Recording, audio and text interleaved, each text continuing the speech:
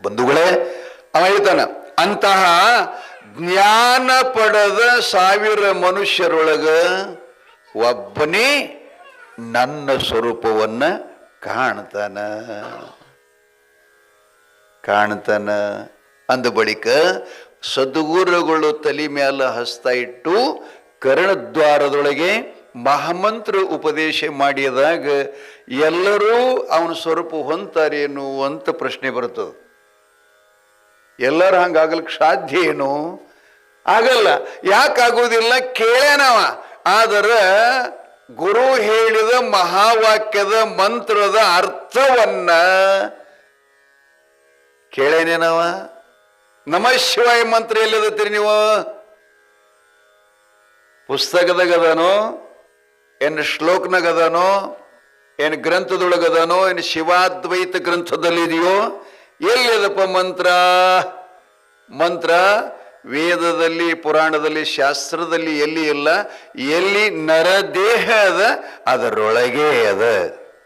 ಎಲ್ಲಿ ಐತಿ ಅನ್ನೋದನ್ನ ತೋರಿಸಿಕೊಡಲಿಕ್ಕೆ ಗುರು ಬೇಕು. ಈಗ ನಮ್ಮೊಳಗೆ ಆಗಲೇ ಅವ್ರು ಹೇಳಿದ್ರು ಯೋಗ ಅಂತೇಳಿ ತಿಳ್ಕೊಂಡು. ಯೋಗ ಅಂದ್ರೆ ಏನಪ್ಪ? ಯಮನೇಮ, ಆಸನ, ಪ್ರಾಣಾಯಾಮ, ಪ್ರತ್ಯಾಹಾರ, ಧ್ಯಾನ, ಧಾರಣ, ಸಮಾಧಿ. ಪತಂಜಲಿ ಸೂತ್ರ ಹೇಳ್ತದೆ. ಹಂಗ ಈ 9 ನವಲಿಂಗ ಸಕಿಲ್ ಅಂತನೂ ಕರೀತಾರ. ಇನ್ನು ಮತ್ತೇನಪ್ಪ? ಆತ್ಮಾನಂದ್ರೆ 9 ಅಗಸಿ ಪ್ಯಾಟಿ ಬಾಜಾರಲ್ಲಿ ಬಡಿಬೇಡಿ, ಸುಮ್ಮ ತಿನ್ನ. ಅಲ್ಲಿ ಇರುವರು 6 ಮಂದಿ ದಲಲ್ಯಾರ, ಪಟ್ಟಣ ಶೆಟ್ಟಿ ಎಂಬ ಸಾಹುಕಾರ, ಆತನ ಹತ್ತೀರ ಮಾಡಿಕೋ ವ್ಯಾಪಾರ. ಬಂಗಾಲಿ ಸಂತಿ ಬಲು ಗಡಬಿಡಿ, ಸುಳೆ ಭ್ರಾಂತಿ ಗಟ್ಟು ತಿರುಗಬೇಡೋ ಎಲೆ ಕೋಡಿ. ಎಲ್ಲದ ಬಜಾರಪ್ಪ? ನರಗುಂದ, ನವಲಗುಂದ, ಹುಬ್ಬಳ್ಳಿಯೋ? ಇಲ್ಲ. ನಿನ್ನೊಳಗ 9 ಅಗಸಿ ಪ್ಯಾಟಿ ಬಾಜಾರ, ಸಂಡಾಸ ಜಾಗ ಹಿಡ್ಕೊಂಡು ನಮ್ಮ ಹಿಂದಿನ ಐಕ್ಯ ಸ್ಥಳ ತನಕ 9 ಇಲ್ಲಿ ಬಾಗ್ಲದಾವ, ಅಗಸಿಗಳವ, ಕಿಟಕಿ ಅದಾವ. ಅದಕ್ಕೆ ಅವ್ರು ಹೇಳ್ತಾರೆ, ಈ 9 ಬಾಗಿಲ ಪೈಕಿ ಒಳಗ ವೀರಶೈವ ಸಿದ್ಧಾಂತದಲ್ಲಿ ಷಟಸ್ಥಲ ಅಂತ ಬರ್ತಾವ. 6 ಸ್ಥಳಗಳು ಅಂತ. 6 ಸ್ಥಳಗಳಲ್ಲಿ ಇರತಕ್ಕಂಥದ್ದೇ ಈ ಮಹಾಮಂತ್ರದ ಭಕ್ತ ಮಹೇಶ ಪ್ರಾಣ ಪ್ರಸಾದ ಶರಣ ಐಕ್ಯ ಅಂತ ಬರ್ತಾವಲ್ಲ. ಹಂಗ ಆ ಮಂತ್ರ ಮೂಲ ಎಲ್ಲಿದಪ್ಪ ಅಂತ ಕೇಳಿದ್ರೆ, ನ ಅನ್ನುವ ಶಬ್ದ ನಮ್ಮ ದೇಹದೊಳಗ ನಾವೇನ ನಿತ್ಯ ಶೌಚಕ್ಕೆ ಹೋಗ್ತೀವಲ್ಲ, ಸಂಡಾಸ್ಕ್, ಆ ಜಾಗನಾಗ ನ ಶಬ್ದದ. ಇನ್ನು ಪ್ರಪಂಚ ಮಾಡೋ ಉನ್ಮನಿಯೊಳಗ ಮ ಶಬ್ದದ. ಹೊಂಕಳದೊಳಗ ಏನದ? ನ ಮ ಶಿ. ಹೃದಯ ಸ್ಥಾನದಲ್ಲಿ ಶಂಕರ ಪಾರ್ವತಿ ಅದರ, ಕಂಠಸ್ಥಾನದಲ್ಲಿ ಭಗವತಿ ದುರ್ಗೆ ಅದಾಳ. ಇಲ್ಲಿ ಶಿ ವಾ, ಈ ಕಂಠಸ್ಥಾನದಲ್ಲಿ ಯ, ಈ ತ್ರಿಕುಟ ಸ್ಥಾನದಲ್ಲಿ ಓಂ. ಓಂ ನ ಮ ಶಿ ವ ಏ. ಎಲ್ಲಿದನಪ್ಪ ದೇವ್ರ ಮಂತ್ರ? ಎಲ್ಲದಪ್ಪ? ಹೊರಗದೇನು? ಇಲ್ಲ. ಆಯಾ ಸ್ಥಾನಕ್ಕೆ ಒಂದೊಂದು ಲಿಂಗಗಳದಾವ. ನಮ್ಮೊಳಗೆ 9 ಲಿಂಗ, 9 ಪೂಜಾರಿಗಳು, ಅಲ್ಲಿ 4 ಹಿಡ್ಕೊಂಡು ದಳಗಳು. ಈಗೇನು ನೀವು ಶಾಲೆ ಒಳಗೆ ರೇಟೈಕ ಆಯಿ ಓದ್ತಿರಲ್ಲ, ಹೊರಗಿಲ್ಲ, ಒಳಗೆ ಅದಾವ. ಅದಕ್ಕೆ ಶರೀಫರು ಒಂದು ಹಾಡನ್ನು ಹಾಡ್ಯಾರ. ಏನು ಹಾಡ್ಯಾರಪ್ಪ?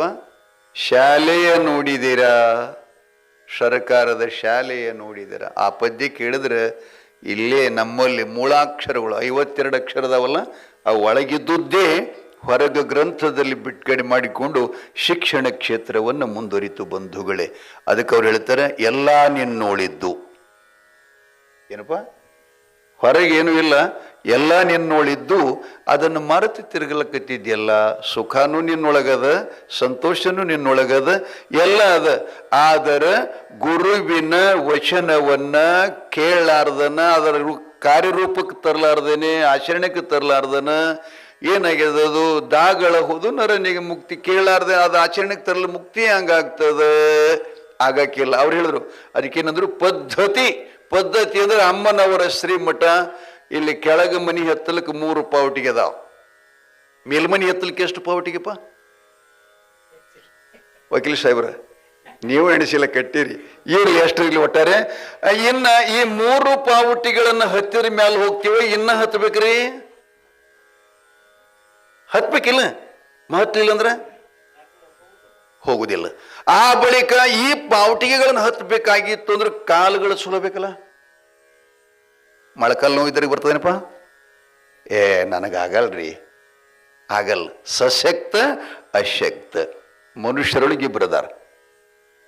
ಒಬ್ಬ ಸಮರ್ಥದಾನ, ಸದ್ಗುರು ಹೇಳಿದನ್ನ ಅತ್ಯಂತ ಕಂಕಣಬದ್ಧವಾಗಿ ಪ್ರಾಮಾಣಿಕವಾಗಿ ಅದನ್ನ ಆಚರಣೆಯೊಳಗೆ ತರಲು ಪ್ರಯತ್ನಿಸುತ್ತಾನೆ.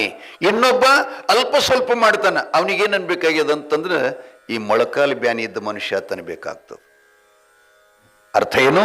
ಆ ಮೇಲ ಪಾವಟಿಗೆಯನ್ನು ಹತ್ತಕ್ಕಾಗಲ್ಲ. ಪದ್ಧತಿ ಅಂದ್ರೆ ಪಾವಟಿಗೆ ಕ್ರಮಬದ್ಧವಾಗಿ.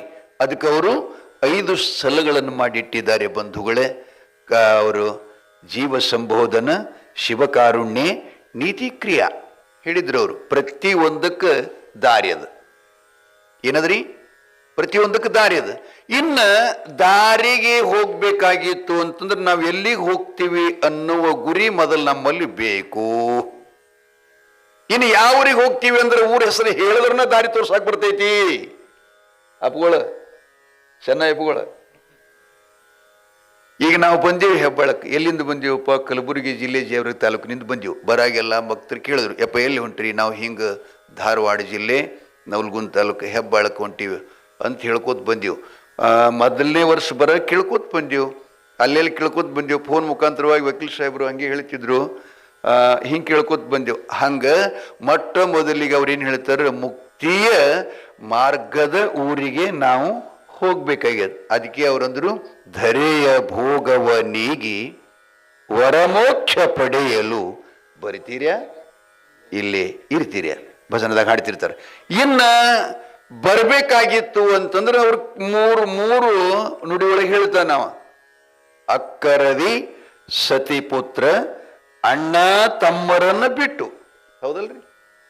ಮುಂದ್ರಿ ಆತ್ಮಾರಾಮ್ ಅವರು ಅಕ್ಕರದಿ ಸತಿಪುತ್ರ ಅಣ್ಣ ತಮ್ಮರ ಬಿಟ್ಟು, ಸಕ್ಕರೆ ಬೆರೆಸಿದ ಸವಿ ಊಟವ ಬಿಟ್ಟು, ತೆಕ್ಕೆ ಗಾದಿ ಬಿಟ್ಟು, ರಕ್ಕದ ತಿಜೋರಿ ಕೀಲಿ ಕೈಯನ್ನು ಇವು ಬಿಟ್ಟಾಗ ಮಾತ್ರ ನಿಮಗೆ ಅಲ್ಲಿಗೆ ಬರ್ಲಿಕ್ಕೆ ಬರ್ತದೆ. ಇದು ಯಾರು ಹಿಡ್ಕೊಂಡು ಕೂತಾರ? ಅವರಿಗೆ ಪುನರಪಿ ಜನನಂ ಪುನರಪಿ ಮರಣಂ. ಹುಟ್ಟೋದು ಸಾಯುವುದು, ಸಾಯುವುದು ಹುಟ್ಟೋದು. ಹುಟ್ಟು ಸಾವುಗಳ ಮಧ್ಯದಲ್ಲಿ ಏನು ಒದ್ದಾಡಕತ್ತೀವಲ್ಲ, ಆ ಕಷ್ಟದೊಳಗೆ ಹೆಂಗ ಪಾರಾಗಬೇಕಪ್ಪ? ಮುಂದೆ ಹೇಳ್ತಾನೆ, ಅಷ್ಟ ಐಶ್ವರ್ಯ ಬಿಟ್ಟು. ಭಾಳ ಗಳಿಸ್ಯಾರಿ ನಮ್ಮ ಅಪ್ಪನ ಹಿಡ್ಕೊಂಡು ಹೆಂಗ್ ಬಿಟ್ಟು ಹೋಗ್ಬೇಕ್ರಿ ಅಂತಂದಿರ್ತಾರ ಅವರು. ನೀ ಬರಕ್ಕಿಂತ ಮೊದಲು ಗಳಿಸ್ಯಾರ, ನೀ ಹೋದ ಬಳಕೂ ಗಳಿಸ್ತಾರ, ಹಂಗ ನಡೀತಿರ್ತದ. ಆದ್ರೆ ನಿನಗೇನು ಸಂಬಂಧದು ಇಲ್ಲ. ಅದಕ್ಕೆ ಅವ್ರ ತರ ಯಾವುದು ನಿನ್ನದಲ್ಲಿ ಹಿಡ್ಕೊಂಡು ಕೂತಿಲ್ಲ, ಅದಕ್ಕೆ ಬಿಟ್ಟು ಬಾ ಅಂತಾರ ಅಷ್ಟೇ, ಮತ್ತೊಂದಿಲ್ಲ. ಅಷ್ಟ ಐಶ್ವರ್ಯ ಬಿಟ್ಟು, ಅಧಿಕಾರ ಮದ ಬಿಟ್ಟು. ಪಂಚಾಯತಿ ಮೆಂಬರ್ರಾಗಿರ್ಬೇಕು, ಚೇರ್ಮನ್ರಾಗಿರ್ಬೇಕು, ಬೇಡ ಬೇಡ ಸಿದ್ದರಾಮಯ್ಯನವ್ರಂಗ ಅವರಾಗಿರ್ಬೇಕು. ಇದನ್ನೆಲ್ಲ ಬಿಡ್ಬೇಕು. ಅಧಿಕಾರ ಮದ ಬಿಟ್ಟು. ಮುಂದ್ರಿ ಮುಂಚೆ ನಾ ಭಜನೆ ಹಾಡೋರು ಹುಳಿನ ಪದ ಹಾಡ್ತ ಇಲ್ಲ ಇಲ್ಲ ಇಲ್ಲ ಇಲ್ಲ ಇಲ್ಲಿಲ್ಲ ಇಲ್ಲಿಲ್ಲ. ಅಷ್ಟ ಐಶ್ವರ್ಯ ಬಿಟ್ಟು, ಅಧಿಕಾರ ಮದ ಬಿಟ್ಟು, ಇಷ್ಟ ಮಿತ್ರರ ಬಿಟ್ಟು, ದುಷ್ಟ ಚಟಗಳ ಬಿಟ್ಟು, ಕಟ್ಟಿದ ಕಲ್ಲಿನ ಕಂಬದ ಮನೆ ಬಿಟ್ಟು ಬರಿತೀರ್ಯಾ ಇಲ್ಲೇ ಇರಿತೀರ. ಸುಂದರ ಹೇಳ್ತಾನ. ಮುಂದೇನದು?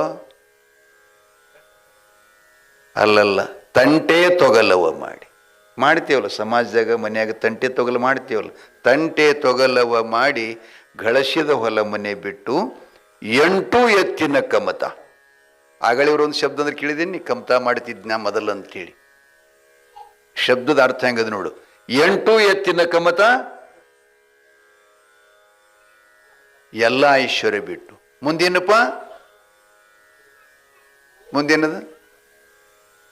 ಸುಮ್ಮನೆ ಹಾಡಬಾರ್ದ, ಮತ್ತು ಸುಮ್ಮನೆ ಹಾಡಬಾರ್ದು, ಗಿಣಿ ಪಾಠದಂಗೆ ಆಗ್ತಿರ್ತದೆ.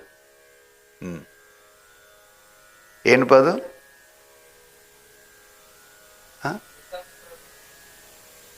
ಈಗೇನಂದೇವ ನಾವಪ್ಪ? 8 ಎತ್ತಿನ ಕಮತ, ಎಲ್ಲ ಐಶ್ವರ್ಯ ಬಿಟ್ಟು. ಮುಂದಿನ ತರವರು ನೆಂಟರೋ ಭಂಟರು,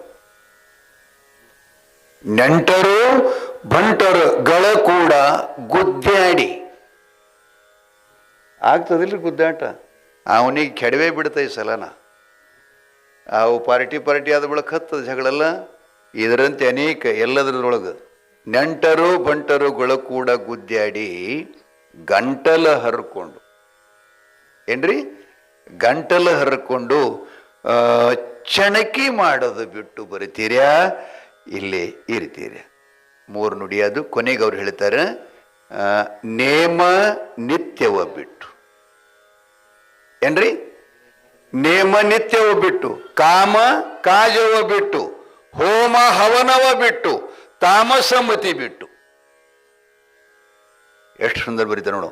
ತಾಮಸ ಮತಿ ಬಿಟ್ಟು ಸ್ವಾಮಿ ಯಕ್ಕುಂಡಿಯ ರಾಮಲಿಂಗನ ಪಾದ ಪ್ರೇಮದಿಂದಲೂ ಭಜಿಸಿ ಭಕ್ತಿದಿಂದಲೇ ಭಜಿಸಿ ಬರ್ತೀರ್ಯಾ, ಇಲ್ಲೇ ಇರ್ತೀರ್ಯಾ ಅಂತ. ತಾಯಿ ತಂದಿಗಳೇ, ವಚನ ಏನು ಹೇಳ್ತದಂತಂದ್ರೆ, ಎಲ್ಲಿ ತನಕ ನಮ್ಮ ಜೀವನದೊಳಗೆ ಸದ್ಗುರುವಿನ ಮಹಾವಾಕ್ಯವನ್ನು ನಾವು ಆಚರಣೆಯೊಳಗೆ ತರುವುದಿಲ್ಲವೋ ಅಲ್ಲಿ ತನಕ ನಾವೇನು ಸಾಧಿಸ್ಬೇಕಂತೀವಲ್ಲ, ನಾವೇನು ಪಡ್ಕೋಬೇಕಂತೀವಲ್ಲ, ಏನು ತಗೋಬೇಕಂತೀವಲ್ಲ, ಅದು ಎಂದೂ ನಮ್ಮ ಕೈ ಸೇರುವುದಿಲ್ಲ ಅಂತ ಅವ್ರು ಹೇಳ್ತಾರೆ. ಆ ಬಳಿಕ ಅದೇ ಪದ್ಯದೊಳಗೆ ಮುಂದೆ ಹೇಳಿದ್ರು ಅವರೆಲ್ಲ, ದುರಿತ ಕರ್ಮ ಅನ್ನೊಲ್ಲದಿರೋ ಪುಣ್ಯವನ್ನೇ ಮಾಡಂದ್ರೆ ಒಟ್ಟಾರೆ ಜೀವನದೊಳಗೆ ನಾಲ್ಗಿದಿಂದ, ಕಣ್ಣಿನಿಂದ, ಕಿವಿಯಿಂದ, ಕರ್ಮಾದಿಗಳಿಂದ, ಜ್ಞಾನೇಂದ್ರಿಯಗಳಿಂದ ಎಂದೂ ಕೂಡ ಕೆಟ್ಟದ್ದನ್ನು ಮಾಡಬೇಡ, ಪುಣ್ಯನೇ ಮಾಡು. ಪುಣ್ಯ ಏನಪ್ಪ?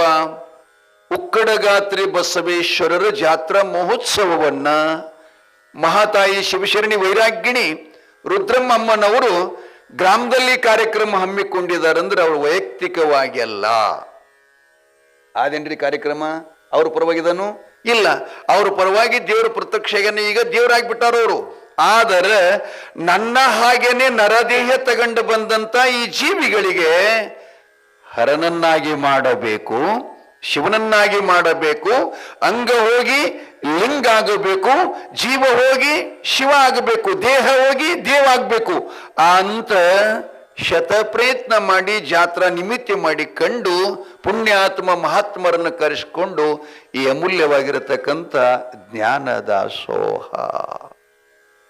ಗೀತಾದಾಗ ಪರಮಾತ್ಮ ಹೇಳ್ತಾನೆ, ನಹಿ ಜ್ಞಾನೇನ ಸದೃಶಂ. ಅರ್ಜುನ, ಜ್ಞಾನದಕ್ಕಿಂತಲೂ ಜಗತ್ತಿನೊಳಗಾವುದು ಹೆಚ್ಚಿಗಿಲ್ಲ. ಮನುಷ್ಯನಾಗಿರ್ತಕ್ಕಂಥವ ಇದ್ದವ ಜ್ಞಾನವನ್ನು ಸಂಪಾದನೆ ಮಾಡಬೇಕು. ಆ ಜ್ಞಾನ ಸಿಗಬೇಕಾಗಿತ್ತು ಅಂತಂದ್ರೆ ಒಳ್ಳೆಯ ಗುರುವಿನನ್ನು ಹುಡುಕಿ ಅವನಿಗೆ ಶರಣ ಹೋಗಬೇಕು, ಅವನಿಗೆ ಆಶೀರ್ವಾದ ಪಡ್ಕೋಬೇಕು, ನೀವು ಉದ್ಧಾರ ಆಗ್ತೀರಿ ಎನ್ನುವಂಥ ಮಾತನ್ನು ಇವತ್ತಿನ ವಿಷಯದಲ್ಲಿ. ಇದರ ಬಗ್ಗೆ ನಿಮಗೆ ಇನ್ನೊಂದು ದೃಷ್ಟಾಂತ ಹೇಳಬೇಕಾಗಿತ್ತು ಅಂತಂದ್ರೆ ಸಮಯ ಆಗ್ಯದ. ಮತ್ತು ಒಂದು 10 ನಿಮಿಷ ಹೇಳಂದ್ರೆ ಹೇಳ್ತೀನಿ, ಕಾರಣ ಬಂದವರಿಗೆಲ್ಲ ತೊಂದರೆ ಆಗ್ಬಾರ್ದು. ಆಗಲ್ರಿಪ್ಪ? ನೋಡ್ರಿ ಮತ್ತೆ. ಈಗ ಒಂದು ಮಾತ, ನಮ್ಮ ಹಾಲು ಮತ ಪರಂಪರೆಯೊಳಗೆ ಭಾಳ ಸಿದ್ಧರಾಗಿ ಹೋಗ್ಯಾರ. ಮತ್ತು ಇನ್ನೊಂದು ಗೀತಿ ಅದು ಶರಪಭೂಷಣರದು, ತೋಡಿದಾಗ ಹಾಡ್ಯಾರ ಅವರು. ತೋಡಿ ರಾಗನಾಗ ಹಾಡ್ಯಾರವರು. ಒಂದು ಸ್ವಲ್ಪ ಚಪ್ಪಪಟ್ಟಿ ನೋಡಿ, ತೋಡಿ ಬಾರಿಸ್ ನೋಡ.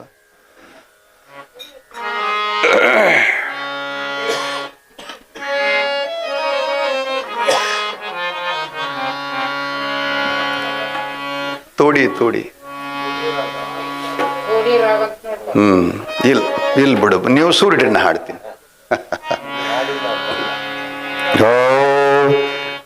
ದೇವ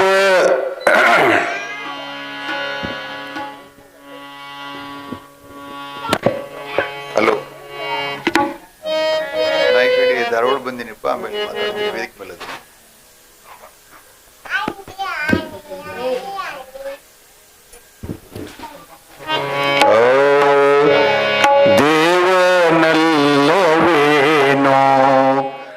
ಸದ್ಗುರು ಮಹಾದೇವನಲ್ಲವೇನೋ,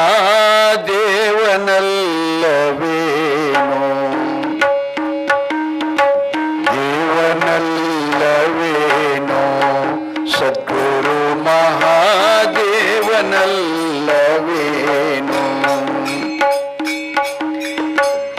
ಆದಿಯಲ್ಲಿ ಸಿದ್ಧರು ಹೋದ ಮಾರ್ಗವ ತೋರಿ, ಆದಿಯಲ್ಲಿ ಸಿದ್ಧರು ಹೋದ ಮಾರ್ಗವ ತೋರಿ, ಭೇದವ ಬಿಡಿಸಿದ ಭೇದವ ಬಿಡಿಸಿದ ಸಾಧು ಮೂರ್ತಿ ಗುರು ದೇವನಲ್ಲವೇನೋ ಸದ್ಗುರು ಮಹಾದೇವನಲ್ಲವೇನೋ.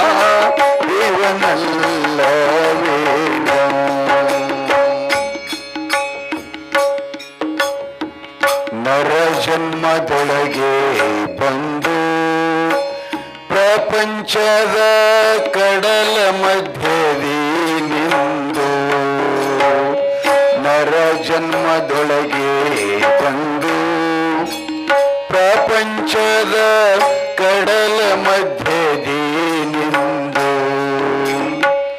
ಅರೆತು ಮರೆತು ಒಮ್ಮೆ ಗುರು ಎಂದು ನೆನೆದರೆ, ಅರೆತು ಮರೆತು ಒಮ್ಮೆ ಗುರು ಎಂದು ನೆನೆದರೆ, ಗುರು ತಿಟ್ಟುವವರಿಗೆ ಗುರು ತಿಟ್ಟುವವರಿಗೆ ಪರತತ್ವ ತೋರಿದ ದೇವನಲ್ಲವೇನೋ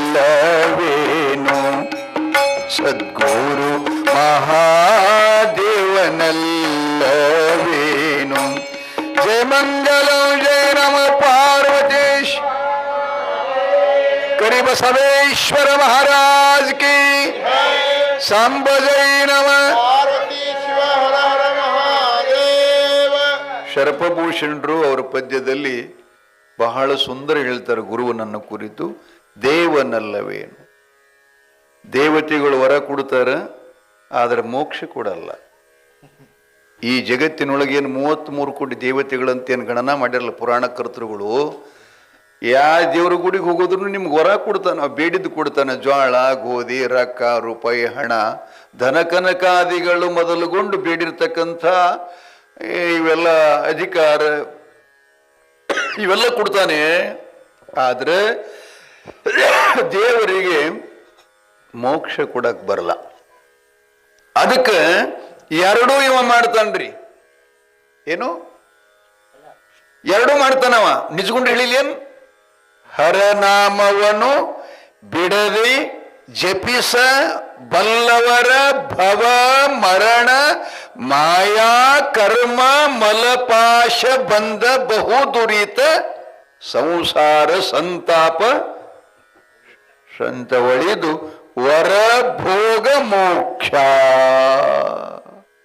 ಎಷ್ಟು ಸುಂದರ ಶಬ್ದ ಬರೀತಾರ್ರಿ. ಎರಡು ಕೊಡ್ತಾನಂತ ಗುರು. ಅದಕ್ಕೆ ಅವನಿಗೆ ಗುರು ಬ್ರಹ್ಮ, ಗುರುರು ವಿಷ್ಣು, ಗುರುರ್ದೇವ ಮಹೇಶ್ವರ. ಅದಕ್ಕೆ ಅವ್ರು ಹೇಳ್ತಾರೆ ಸೂರ್ಯ ಚಂದ್ರಾದಿಗಳು ನಮ್ಮ ಗುರುವಿಗೆ ಹೋಲುವರೇನು? ಸಾಧ್ಯ ಇಲ್ಲ. ಯಾಕೆ? ಸೂರ್ಯ ಹಗಲಷ್ಟ ಬೆಳಗುತ್ತಾನ, ರಾತ್ರಿ ಇರುವುದಿಲ್ಲ. ಚಂದ್ರ ರಾತ್ರಿ ಬೆಳಗುತ್ತಾನ, ಹಗಲಿರುವುದಿಲ್ಲ. ಗುರು ಹಗಲು ಬೆಳಗುತ್ತಾನ, ರಾತ್ರಿ ಬೆಳಗುತ್ತಾನ, ಹಿಂದೇನೂ ಬೆಳಗ್ಯಾನ, ಈಗನೂ ಬೆಳಗುತ್ತಾನ, ಮುಂದೂ ಬೆಳಗುತ್ತಾನ, ಮುಂದೂ ಬೆಳಗುತ್ತಾನ. ಮಡಿವಾಳಪ್ಪನ ತಾಯಿ ಹೇಳಿದ್ಲು, ಜಾರತನವ ಮಾಡಿದೆ ನಮ್ಮ. ಜಾರತನ ಅಂದ್ರೆ ಮರ್ಯಾದೆ ಶಬ್ದ. ನಿಮ್ಮ ಭಾಷೆದಾಗ ಇನ್ನೊಬ್ಬ ಪರಪುರುಷನ ಸಂಘ ಮಾಡೋದಕ್ಕೆ ಜಾರತನ ಅಂತ ಕರೀತಾರೆ. ಆಕಿ ಜಾರತನ ಮಾಡಿದ್ದಂತ ಹೇಳಿದ್ಲು. ಏನು ಜಾರತನವ ಮಾಡಿದೆ ನಮ್ಮ ಜಂಗಮನೊಡಗೂಡಿ ಅಂದ್ಲು. ಯಾರ ಜೋಡಿಯಪ್ಪ? ಯಾರು ಸಂಘ ಮಾಡಿದಳು? ಜಂಗಮ. ಇನ್ನು ಜಂಗಮ ಅಂತಂದ್ರೆ ಈ ರೂಪದಲ್ಲಿತೀರೋ, ವೇಷದಲ್ಲಿತೀರೋ, ಏನು ಕಾಯಕದಲ್ಲಿತೀರೋ?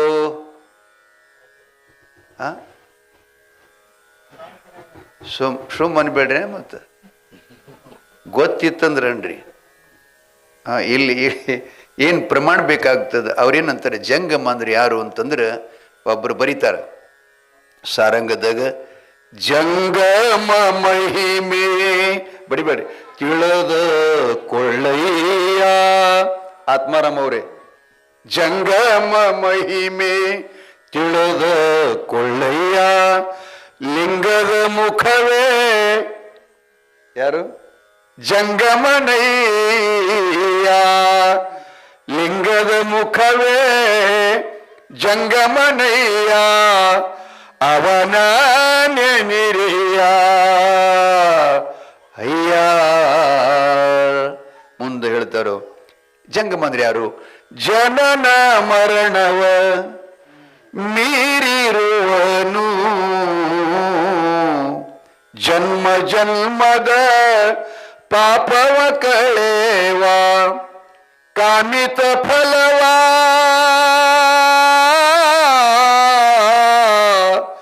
ಕಾಮಿತ ಫಲವ ಜಗಕ್ಕೆ ಶ್ರೀಮಾತೀತನು ಜಂಗಮನು, ಅವನ ನೆನಿರಿಯ. ಇದು ಹಾಡು. ಬಸವಣ್ಣವ್ರು ಹೇಳ್ತಾರೆ, ಸ್ಥಾವರ ಕಳಿವುಂಟು ಜಂಗಮ ಕಳಿವಿಲ್ಲ. ಯಾವುದಕ್ಕೆ ನಾಶ ಇಲ್ಲ, ಅದು ಜಂಗಮ. ಅಂಥ ಜಂಗಮನ ಜೊತೆಯಲ್ಲಿ ನಾನು ಸಂಘ ಮಾಡಿದ್ದೀನಿ, ಗರ್ಭವತಿಯಾಗಿದ್ದೀನಿ, ಮಗನೊಂದು ಹಡದೇನಲ್ಲ, ಮದುವೆ ಗಂಡ ಮನೆಯಾಗಿಲ್ಲ. ಎಂಥದು ಜಗವೇ ತಾಯಿ, ಜಾಣಿ ನಾ ಸುಳ್ಳು ಹೇಳುವುದಿಲ್ಲ. ಉಂಡು ಉಟ್ಟು ತಿರುಗಲಿಲ್ಲ, ಮಿಂಡಿನ ಬಸರಾಗಲಿಲ್ಲ. ಏನಪ್ಪ, ಭಾಳ ಚಲೋ ವಚನ ಇಟ್ಟಾರ ನಮ್ಮ ಉಮೇಶ್ ಅಪ್ಪಗಳು. ಅದನ್ನು ಕುರಿತು ಇನ್ನ 5 ದಿನ ಇದನ್ನ ಮಾತಾಡ್ಬೇಕಂತ ಅನಿಸ್ತದೆ, 5 ದಿವಸ ಇದನ್ನ ಮಾತಾಡ್ಬೇಕಂತ ಅನಿಸ್ತದೆ. ಅಷ್ಟು ಅದರಲ್ಲಿ ಸಮಗ್ರವಾಗಿರತಕ್ಕಂಥ ಭಾಂಡಾರ ಅದರಲ್ಲಿ ಅಡಕವಾಗಿದೆ. ತಾಯಿ ತಂದಿಗಳೇ ಗುರುವಚನ.